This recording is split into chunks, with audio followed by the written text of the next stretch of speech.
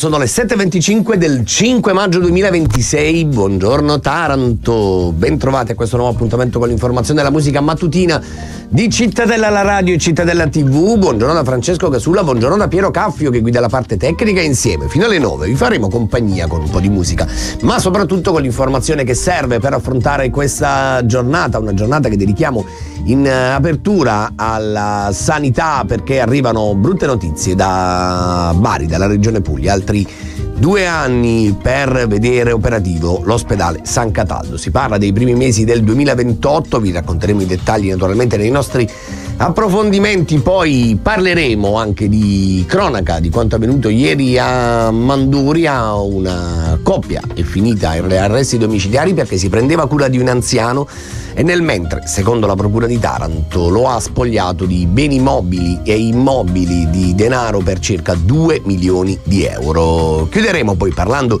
del TEF, del Taranto Eco Forum. Oggi avremo con noi Teleperformance Italia, uno dei ormai storici partner del Taranto Eco Forum. Parleremo di formazione, dell'importanza di formazione nel processo di cambiamento di un territorio, ma anche insomma di imprese, quanto conta, quanto vale l'informazione in questo processo. Chiuderemo come ogni martedì con A Casa Tutta Apposta, la nostra rubrica con l'avvocata del cuore, la nostra Gabriella Barcariol. Quindi mi raccomando, restate sui 96.5, restate sul canale 94 del digitale terrestre. Adesso però c'è l'oroscopo di Maia. L'oroscopo di Maia. Buon martedì a tutte e a tutti da Maia e dalle stelle, che anche oggi ci guidano con le loro previsioni. Ariete, in amore la passione sarà alle stelle oggi, rendendo la giornata indimenticabile per chi è in coppia. I single potrebbero vivere un'avventura intrigante. Nel lavoro il vostro carisma vi aiuterà a conquistare il supporto dei colleghi. Toro, per chi è in coppia è il momento ideale per rafforzare il legame con il partner. I single potrebbero incontrare qualcuno di speciale in un contesto inaspettato. Nel lavoro la vostra determinazione vi porterà a superare gli ostacoli. Gemelli, le stelle vi incoraggiano a dedicarvi alle persone care e a coltivare i vostri interessi. Nel lavoro la vostra creatività sarà apprezzata e potrebbe aprire nuove porte. Cancro, le stelle vi suggeriscono di prendervi del tempo per voi e di valutare le vostre priorità. In amore è il momento di chiarire eventuali malintesi, mentre nel lavoro la vostra precisione e attenzione ai dettagli saranno fondamentali per il successo. Leone, le stelle vi invitano a mantenere la calma di fronte alle sfide, perché saprete affrontarle con razionalità e perseveranza. In amore il dialogo sarà la chiave per superare piccole incomprensioni. Vergine, le stelle vi incoraggiano a non trascurare i vostri bisogni mentre cercate di aiutare chi vi circonda. Nel lavoro un approccio diplomatico vi aiuterà a risolvere una situazione delicata. Bilancia, in amore un dialogo aperto rafforzerà i legami esistenti. Al lavoro la vostra determinazione impressionerà. Pianificate qualche fuga dalla routine. Scorpione, una giornata di piccole gioie e conferme nei legami personali. Un buon momento per concentrarsi su progetti a lungo termine. In amore, meglio evitare gelosie inutili. Sagittario, nel lavoro gestite con delicatezza situazioni potenzialmente complesse. In amore è il momento di chiarire eventuali dubbi, quindi parlate e chiedete a cuore aperto. Capricorno, in amore passione e magnanimità guideranno il passo. Questa è la giornata giusta per mostrare la vostra generosità. Concedetevi anche una giornata di sano relax. Acquario, la meticolosità porterà a risultati entusiasmanti oggi.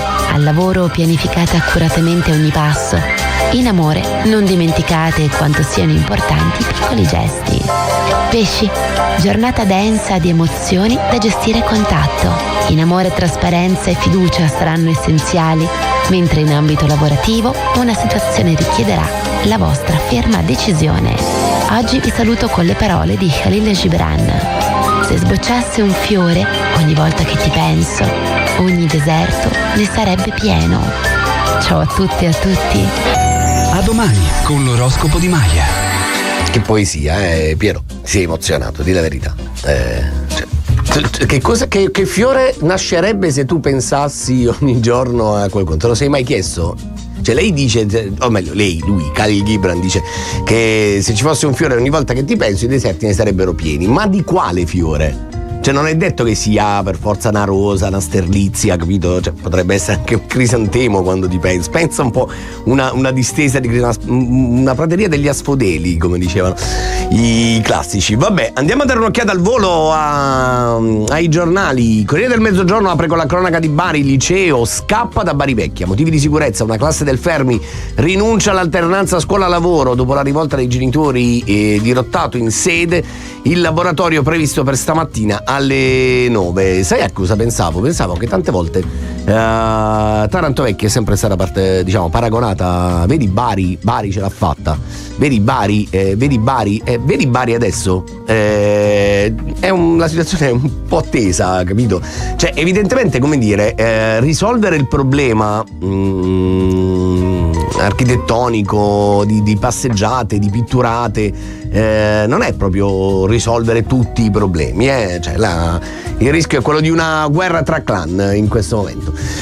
Andiamo a dare invece un'occhiata alla Gazzetta del Mezzogiorno, che dedica l'apertura agli esteri, battaglia a Hormuz, gli USA aprono un corridoio, bombe sugli Emirati, l'esperto, ma è sbagliato usare il PNRR contro la crisi.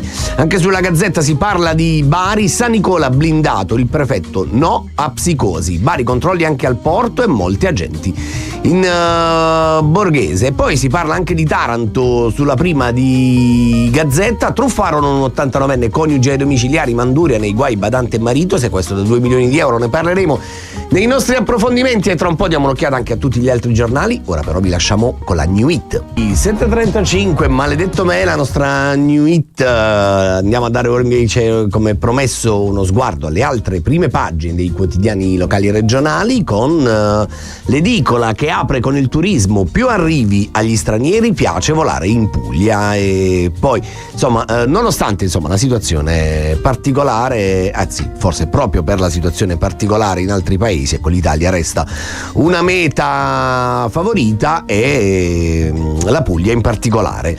Al centro della pagina invece qui si parla ancora della cronaca di Bari, dopo le sparatorie nel capoluogo, festa blindata per San Nicola, vertice ieri in prefettura. Si parla dell'ospedale San Cataldo, il nuovo ospedale solo nel 2028, ne parleremo tra pochissimo, vi daremo i dettagli di quanto è emerso nel corso dell'audizione di ieri dell'assessore Pentassuglia. Anche sul Nuovo Quotidiano di Puglia l'apertura è dedicata alla sanità, San Cataldo, tempi più lunghi, ora l'apertura slitta al 2028. Relazione in commissione regionale, l'opposizione solo promesse e passerelle. Chiudiamo con la cronaca anche qui su Quotidiano, 2 milioni soffiati agli anziani e domiciliari, una coppia di coniugi. Ne parleremo nel corso di questa puntata di Buongiorno Taranto, quindi mi raccomando non andate via, restate sui 96.5 sul canale 94, tra pochissimo i nostri approfondimenti. Ora invece vi lasciamo in compagnia di Madame Marrakesh con Volevo capire. Alle 7.39 siamo tornati in diretta, pronti per cominciare i nostri approfondimenti, e come annunciato parliamo in apertura dell'ospedale San Cataldo, di un'apertura anzi in realtà che slitta ancora.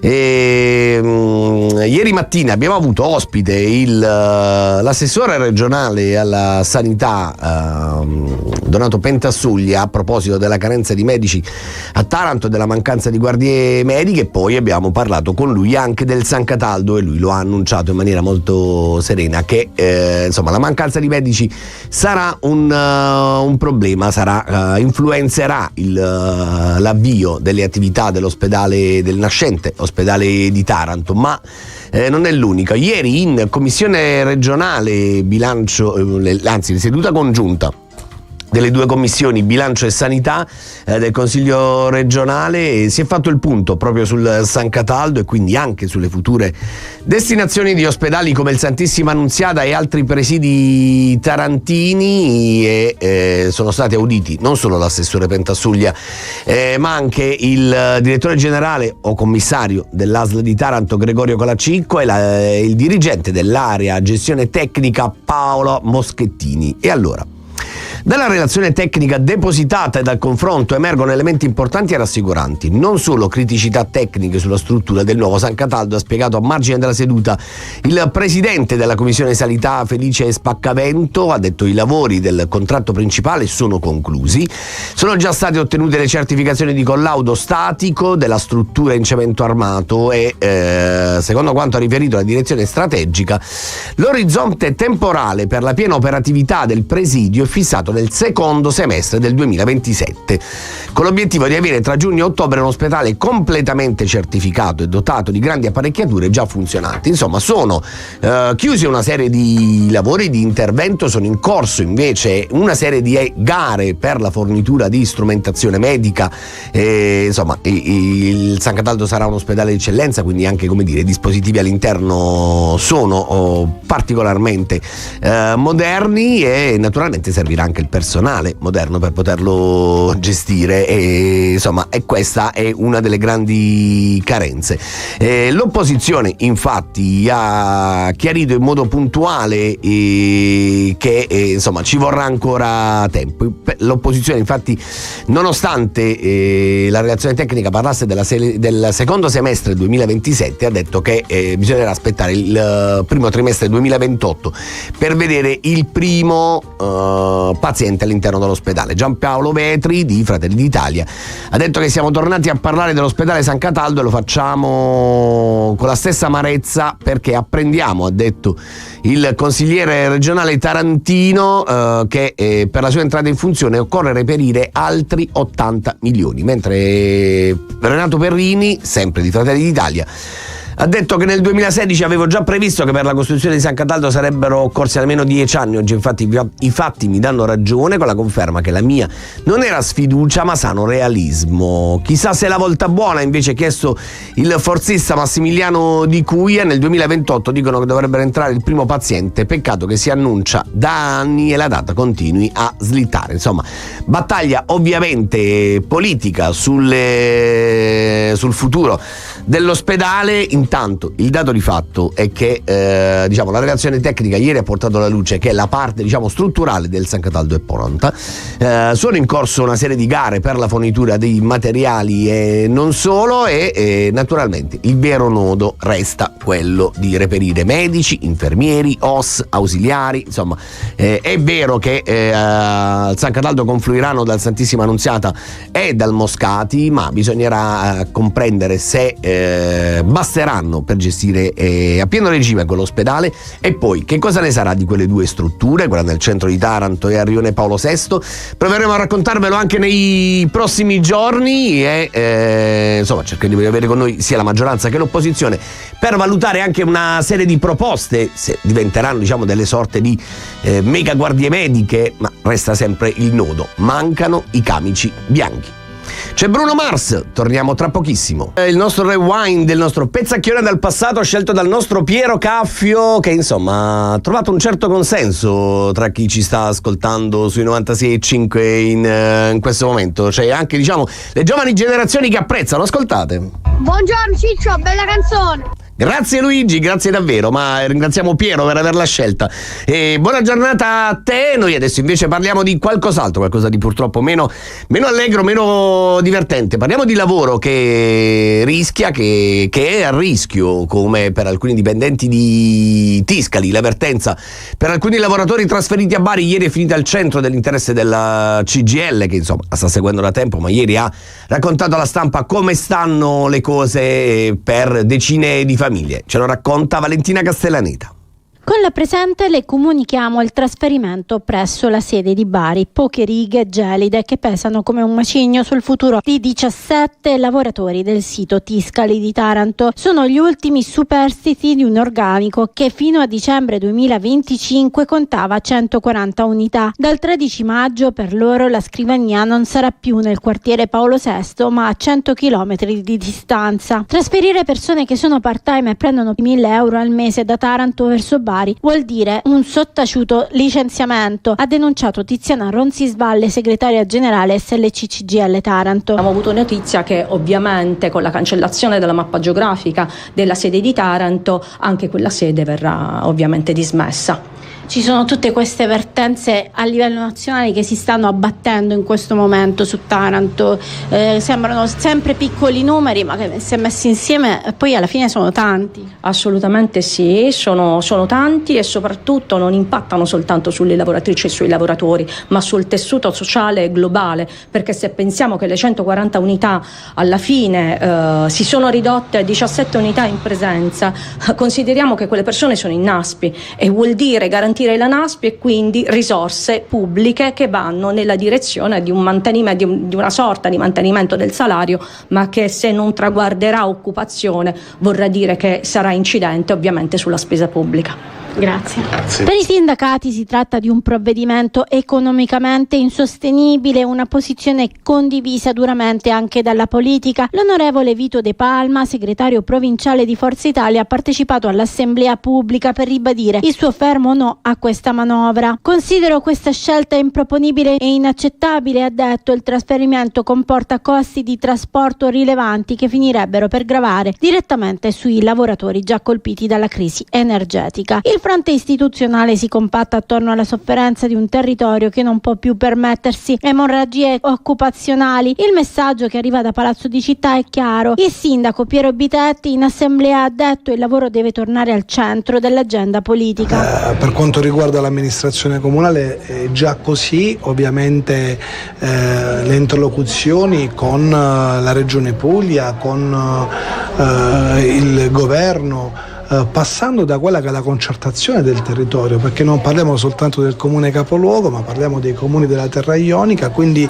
di più di 500.000 di abitanti che sta soffrendo, e questo non è più assolutamente possibile. Anche un solo posto di lavoro diventa fondamentale, noi dobbiamo crearne, non possiamo assolutamente pensare di perderne altri. Mentre la mobilitazione continua, l'attenzione si sposta a Roma. Il 25 maggio è previsto un vertice decisivo presso il Ministero delle Imprese e del Made in Italy. Sarà quello il momento della verità per capire se Taranto riuscirà a salvare questo presidio occupazionale o se dovrà assistere all'ennesima chiusura definitiva.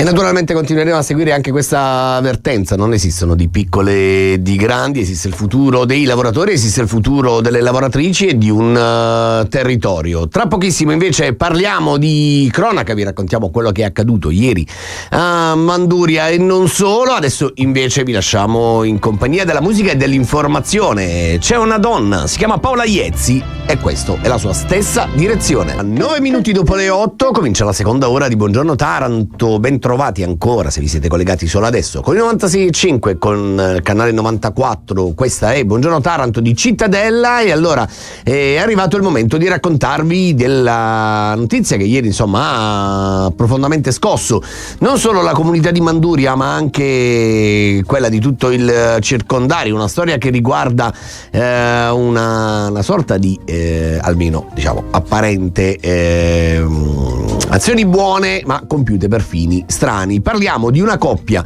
che per anni si è presa cura di un anziano solo a Manduria, e in realtà poi le indagini degli inquirenti hanno scoperto che si erano appropriati di un patrimonio di ben 2 milioni di euro.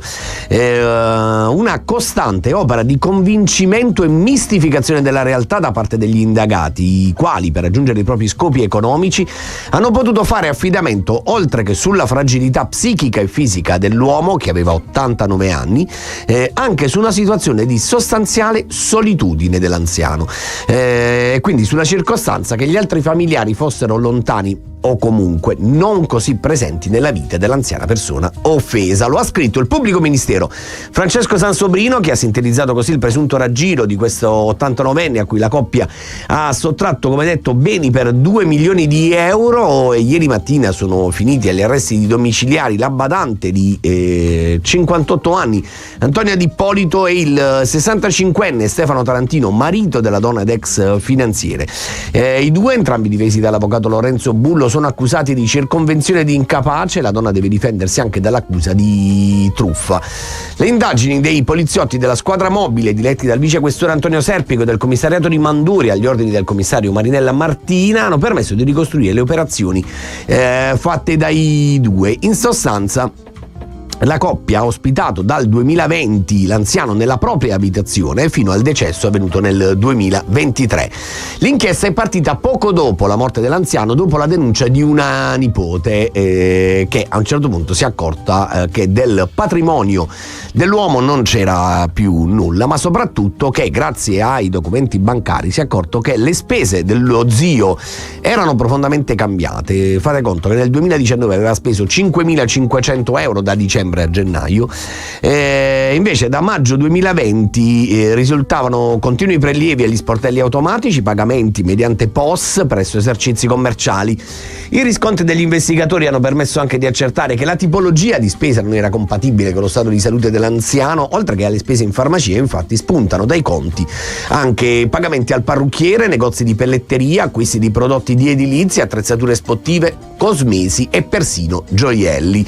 La conferma del raggiro, secondo l'accusa, è giunta anche da alcune intercettazioni. A ottobre 2024, infatti, la donna 58enne, la badante, raccontava a una familiare: resta il fatto che io sono andata a prendermi, per esempio, il fatto dell'oreficeria, degli orologi, e beh, io dico che sono stati dei regali che lui ci teneva a farmi. A questi poi si aggiungono una serie di operazioni, grosse operazioni finanziarie, come pensate l'estinzione di 156 buoni fruttiferi postali per un importo complessivo di 1.200.000 euro e il rimborso di altri 33 titoli cointestati con i nipoti dell'anziano per un valore superiore ai 700.000 euro.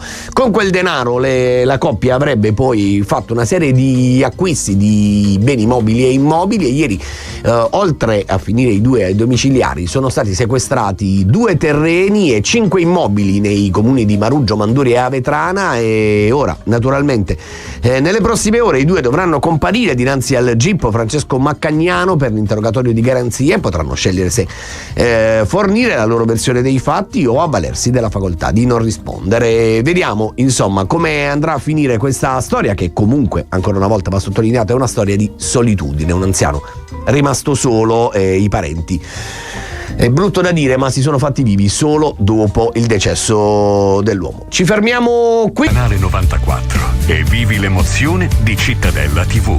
Da Taranto, la voce della Puglia e della Basilicata. Cittadella TV. Si sente, si vede, si vive. Spot. Blue Bay Resort. Un angolo di paradiso tra le coste del bellissimo mare di Taranto. Il resort riservato ed elegante su residencebluebay.com.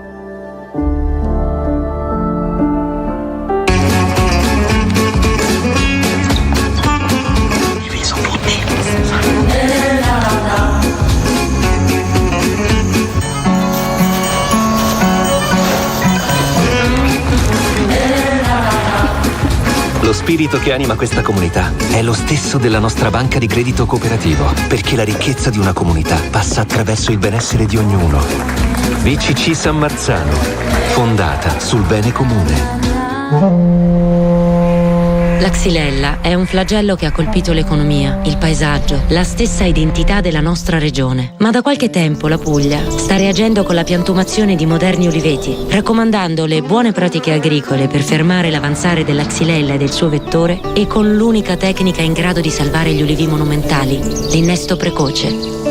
Questa è una terra meravigliosa. Uniamoci per salvaguardare un patrimonio unico al mondo.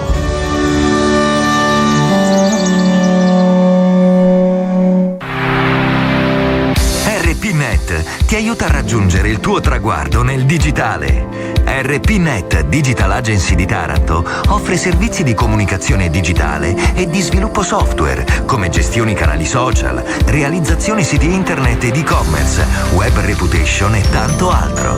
Cosa aspetti? Fai crescere la tua attività digitale grazie ai servizi di RPNet.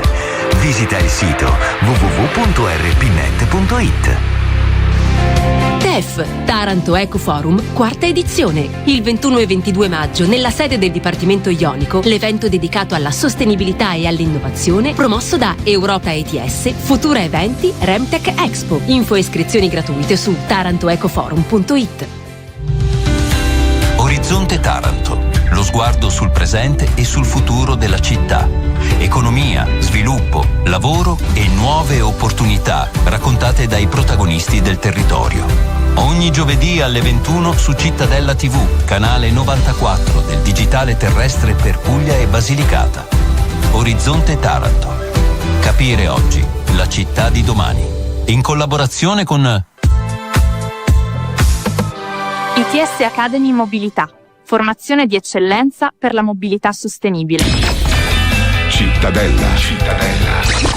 Rewind. La radio di oggi. I successi di ieri. 22, un pezzacchione dal passato su Cittadella. Adesso noi invece torniamo a parlare di Taranto Eco Forum, l'edizione 2026 che sarà presentata nelle prossime ore e noi cominciamo a lavorare alla scoperta dei partner di quest'anno, di questo progetto. In realtà non solo di quest'anno, ci sono partner storici come TP Italia e questa mattina diamo il benvenuto a Cittadella Gianluca Bilancioni, che è responsabile delle risorse umane di TP Italia. Buongiorno Bilancioni, ben trovato.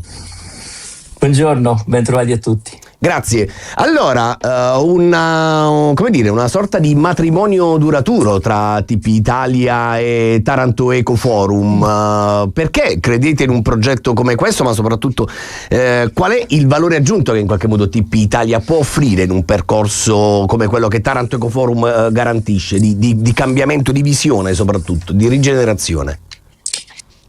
Sì, è un matrimonio che va avanti dalla prima edizione. Noi crediamo molto nella presenza sul territorio.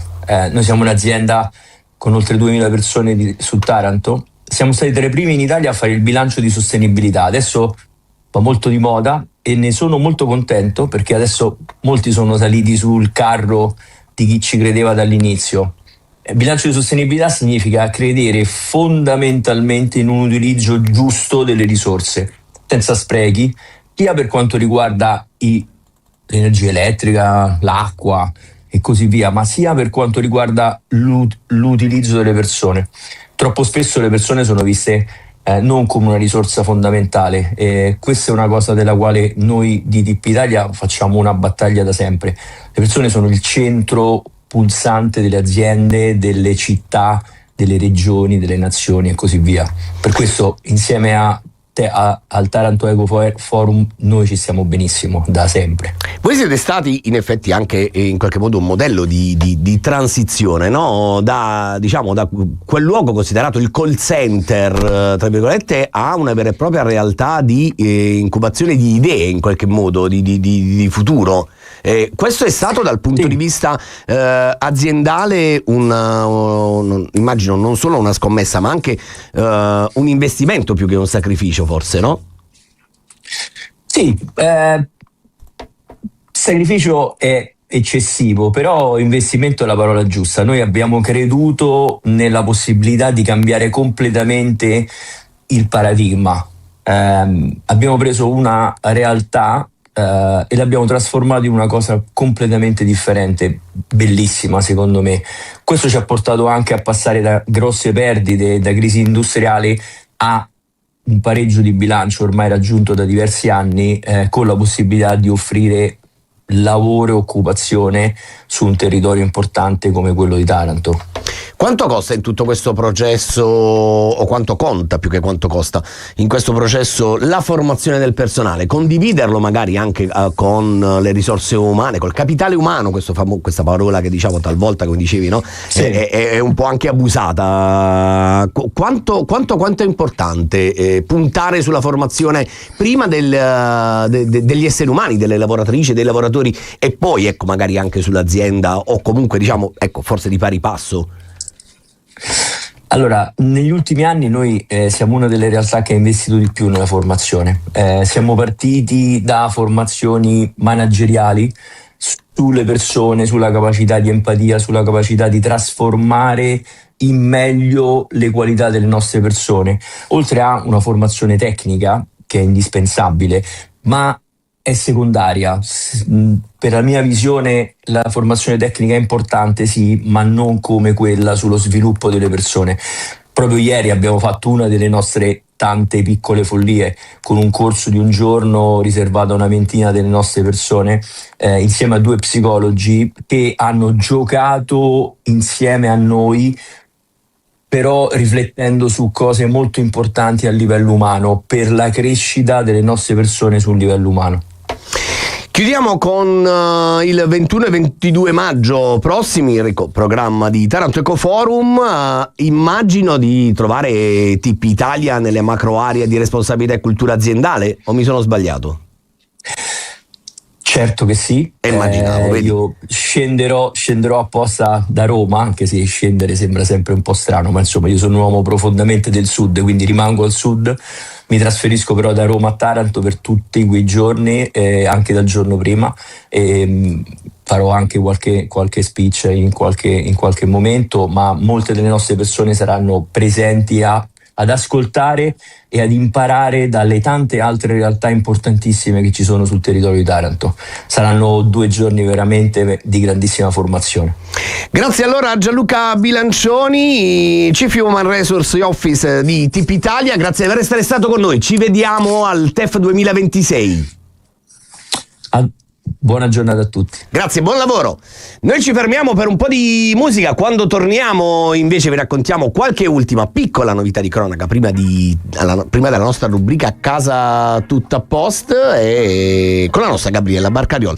Adesso vi lasciamo con Cioffi, Noemi e Farfalle. A 8:34 siamo tornati in diretta, giusto il tempo di darvi un aggiornamento su una storia passata che riguarda l'utilizzo dei fondi, le bonifiche di Taranto. Avete presente il San Brunone, i fondi utilizzati per la bonifica del cimitero di Taranto? C'è un'inchiesta che aveva portato alla luce come alcuni fondi fossero stati in qualche modo oggetto di frode secondo la procura di Taranto, e in particolare alcuni necrofori erano finiti sotto processo perché nelle operazioni di traslazione delle salme dai terreni da bonificare in altri già bonificati avevano detto che quelle operazioni erano state fatte durante come attività straordinaria, invece quelle rientravano nelle attività ordinarie fatte dai necrofori. In sostanza facevano comparire come straordinario, quindi ottenendo più denaro dai fondi per le bonifiche, anziché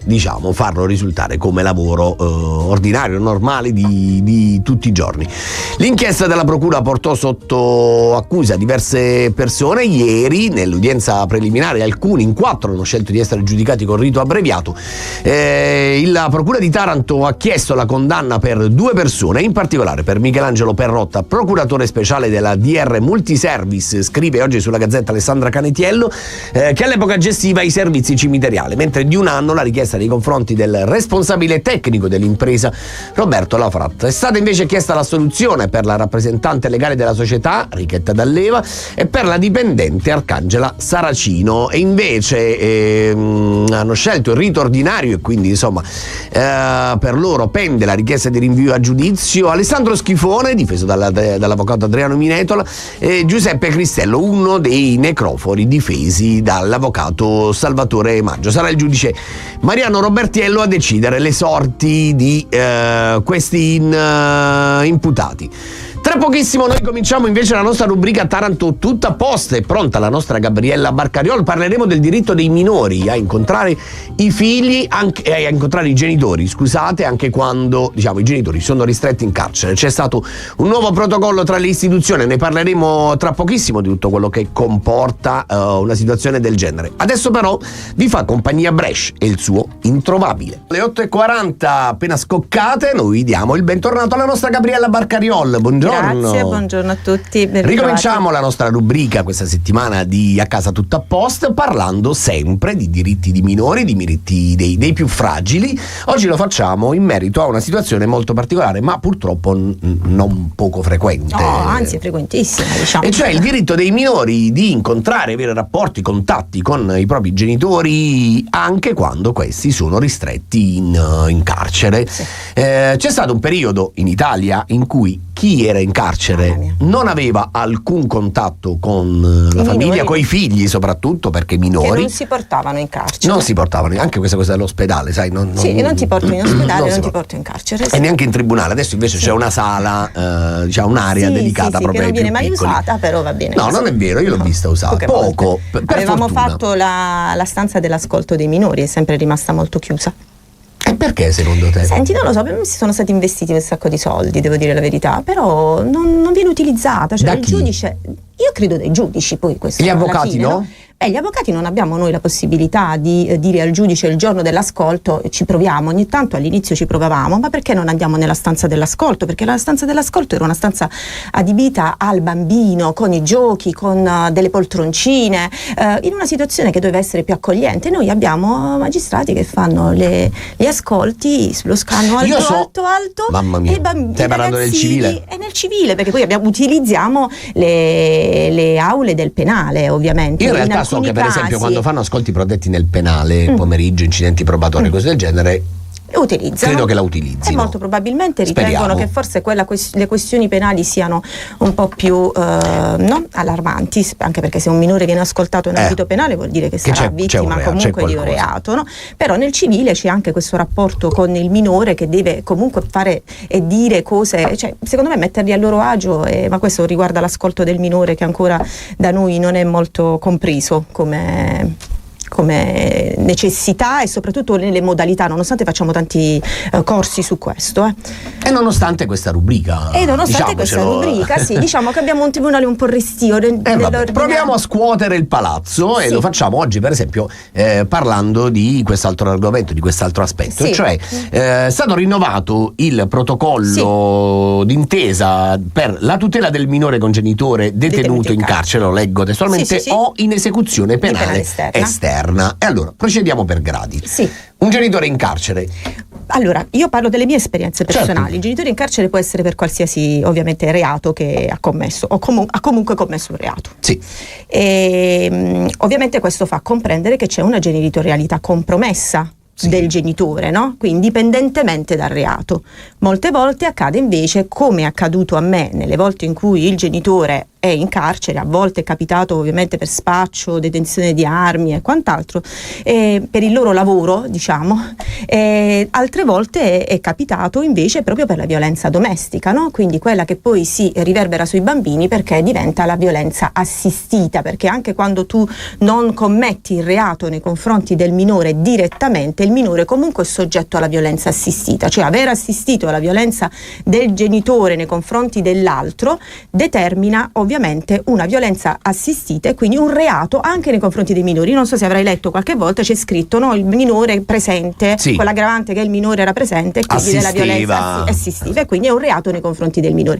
In questo caso i minori chiedono, anche piccoli, a me è capitato, chiedono di vedere il genitore, e allora a quel punto bisogna capire come fare. Sai, perché che sono sempre stato allucinato da un fatto, cioè che per i genitori, che poi magari è anche normale in qualche modo, no? Cioè che per i bambini, soprattutto i maschi, mi è capitato con i maschi, il papà in carcere è un mito. È quello che vorremmo sradicare un poco della cultura. Ma attenzione, poi credo che sia bello oggettivamente che ogni bambino veda nel proprio padre un mito. Bisogna vedere questa però che situazione padre, è sicuramente complicata, però l'idea di poterlo incontrare era qualcosa di davvero pazzesco. Però è quella cultura che ora si cerca di un po' di eliminare, no? Di modificare, perché il bambino, noi ce lo siamo sempre detti in questa rubrica, no? I bambini non vivono nelle parole, vivono nell'esempio. Quindi se io ho un genitore abusante, è normale che se io ho un genitore che spaccio, per me quello è il lavoro di papà. E quindi da adulto per me è un lavoro quello, cioè il traffico di armi è un lavoro, diventa un lavoro, quindi quello che si vuole fare è comunque sradicare questa situazione, ed ecco perché ci sono questi protocolli, anche per comprendere, per aiutare anche all'interno, diciamo la pena non è una pena punitiva, la pena è per tecnicamente offrire una seconda possibilità, così, no? Certo, rieducare, quindi anche in questo caso ce lo diciamo perché è bellissimo, perché ma è poi bello, proprio la verità è che bello. tante volte, non sempre, tante volte si entra in carcere col diploma diploma di SCIP, si esce con la master in criminalità organizzata. Però vabbè. Sono d'accordo. Ora, detto questo, quindi l'obiettivo è fare in modo che questi incontri siano facilitati, che però prima ci sia un recupero della genitorialità, cioè ci deve essere un sostegno e arriva all'interno del carcere, così come ad esempio ci sta anche il percorso al SERD, perché molte volte questi genitori che vanno, c'è dipendenza, no? Anche in questo caso c'è il SERD intramurario. Questo significa che se io detenuto, io padre detenuto, non faccio un percorso in qualche modo che dimostri che sto recuperando un senso di genitorialità, tecnicamente non puoi incontrare i bambini. Ok, allora facciamo così, tra un po' parliamo anche di questo, continuiamo a parlare di questo aspetto, di questa situazione anche un po' spinosa, perché poi sai, nascono tutte quelle reazioni un po' di pancia che dicono no, se stai in galera, però ecco, ci sono degli aspetti umani che non devono essere... Anche per me è stato difficile comprenderli. No, però ci sono degli aspetti umani che non devono essere trascurati in uno stato di diritto. Ne parliamo tra pochissimo con la nostra Gabriella Barcariol, restate con noi, c'è un po' di pubblicità. Il nostro Rewind su Cittadella, tornati in diretta alle 8:51 con la nostra Gabriella Barcariol. Ciao. Ciao, che così scesa, è arrivata adesso, l'hai trovata qua per caso. Stiamo parlando dei diritti dei minori di avere contatti, incontrare i genitori anche quando detenuti. Stiamo parlando delle condizioni che però si devono creare affinché, diciamo, questi contatti e questi incontri possano esserci. Lo facciamo a proposito del rinnovo del protocollo d'intesa tra le istituzioni che tiene dentro nel dicembre 2024. Tiene dentro chi? Il Tribunale di Sorveglianza, il Tribunale dei Minori, il carcere, immagino. Il carcere e i servizi sociali, sì. L'UEPE, Ufficio Esecuzioni Penali Esterne. Sì, giusto? Quando uno non sta all'arresto domiciliari, credo che sia anche quello. No, non credo. Credo che siano altre attività, cioè tipo quando non è custodia cautelare. E allora quando può uscire, io questa cosa penale, scusatemi, alzo le mani. Ma ci informeremo, perché comunque dell'UEPE ne abbiamo già parlato in passato in altri momenti, ma ne parleremo ancora. E invece questa volta parliamo di questo protocollo che insomma stabilisce le regole per poter avviare questi percorsi. E parlavamo del fatto che se non c'è in qualche modo, non dico una riabilitazione completa, perché quello dovrebbe arrivare, come dire, solo alla fine, diciamo, della pena, ma in qualche modo un cambiamento e un recupero della genitorialità. Sulla genitorialità, cioè normalmente quando accadono quando viene allertato il Tribunale per i minorenni e quindi riguardano cose che concernono i minori, c'è sempre questo sostegno alla genitorialità, il supporto alla genitorialità, che quando i genitori non sono ovviamente detenuti avviene tramite il consultorio familiare, e quindi ecco qui la presenza anche dei servizi sociali, ovviamente, che è a tutela del nucleo familiare. Quando invece è in carcere, il sostegno alla genitorialità lo devi avere, cioè tu devi comprendere, perché molte volte io mi scontro con persone che dicono: ma che ho fatto? Cioè io sento persone che sono ad esempio agli arresti domiciliari e vengono a fare l'ascolto in tribunale per reati molto violenti anche, che continuano a dire: ma è stata lei che mi ha indotto a darle uno schiaffo. Cioè non c'è la comprensione, c'è una cultura, ecco, la cultura è ancora estremamente radicata del predominio, io lo dico, ma me ne assumo tutte le mie responsabilità. Non è un'opinione. C'è il predominio ancora assoluto, ed è una cosa che anche nelle famiglie, perché ad esempio quindi diciamo che sostanzialmente stiamo anche parlando del fatto che a un certo punto questi genitori detenuti devono rendersi conto di essere in qualche modo dei testimoni nei confronti dei figli.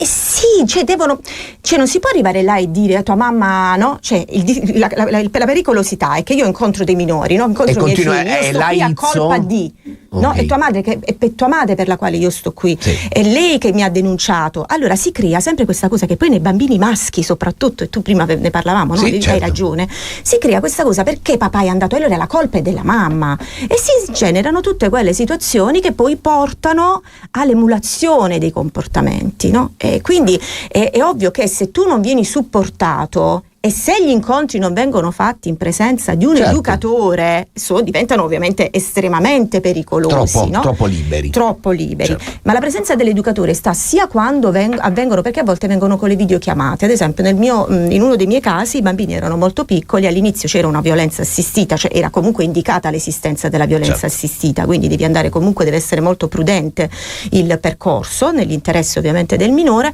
e quindi si sono fatti con le videochiamate. Ma in questo caso il Tribunale intramurale per i minorenni aveva attivato l'educativa domiciliare, cioè veniva un educatore messo dai servizi sociali in modo che potesse assistere e assisteva a questo colloquio, sì. diciamo, in videochiamata. Ora che i bambini vanno presso il carcere, vengono accompagnati nel carcere, tenendo conto sempre, perché questo il protocollo fa, del minore, quindi gli orari extrascolastici, fine settimana se si può, viene messo un educatore all'interno del carcere che possa supportare il minore, perché non sai mai come possa reagire questo bambino poi, no? in alcune circostanze, e agire come cioè bilanciare quello che è l'interesse del minore, cioè dare al minore quello che può avere in quella situazione. Stavo riflettendo che sarebbe interessante provare a sapere, conoscere se ce n'è la possibilità, ma quanti per esempio di questi percorsi sono stati interrotti perché non c'è stata quel recupero di senso? No, lo immagino. È molto difficile questo. Ad esempio, perché quello può essere in qualche modo anche proprio un campanello d'allarme. Sì, nel caso mio ad esempio i bambini all'inizio non volevano proprio vedere il padre, ma perché non lo volevano vedere nel video, no? E quindi poi sono state autorizzate successivamente, ma dopo la presa in carica dal ma perché loro volevano incontrarla di persona? Volevano incontrare di persona, perché essendo bambini piccoli davanti allo schermo ci riesce a fare veramente molto poco, no?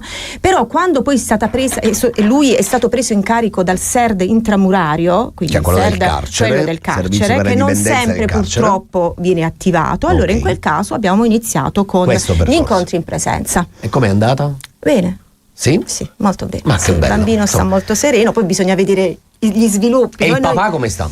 Il papà sta bene anche lui, perché poi diciamo che anche per loro è forse è un input in più per se sei veramente genitore, no? Se ami i tuoi figli, se sei motivato e vedi che tutte le porte ti sono chiuse perché non puoi fare quello che vuoi, è normale che molto probabilmente riesci a comprendere, tanto tempo per pensare, e con un supporto psicologico che forse dovresti modificare i tuoi agiti nell'interesse dei tuoi figli, che io dico sempre che è la cosa più importante. Non ti chiedo se, diciamo, secondo te è riabilitato o meno, perché mi lascio con questa bella speranza. Guarda. Ok, niente, me l'hai detto, vabbè, niente. Io volevo lasciarmi un attimo questa speranza, questa buona notizia che per una volta la funzione riabilitativa della pena fosse andata bene. Ma va bene, avremo speranza. Cercheremo qualcuna che la funzione riabilitativa è andata bene. Grazie Gabriella Barcariol per essere stata con noi, ci vediamo martedì prossimo. Sì. Grazie a Gisberto Nicoletti, grazie anche a Marico Schino che hanno guidato la parte tecnica. Noi torniamo domani dalle 7 alle 9, ma intanto permettetemi di ricordarvi che se avete delle segnalazioni potete inviarcele a segnalazioni@cittadellatv.it oppure attraverso WhatsApp al 339 680 6868. Vi ricordo nel frattempo il nostro telegiornale alle 14 sul canale 94 del Digitale Terrestre. Ho detto tutto? Ho detto tutto. Non resta che dirvi, restate con noi.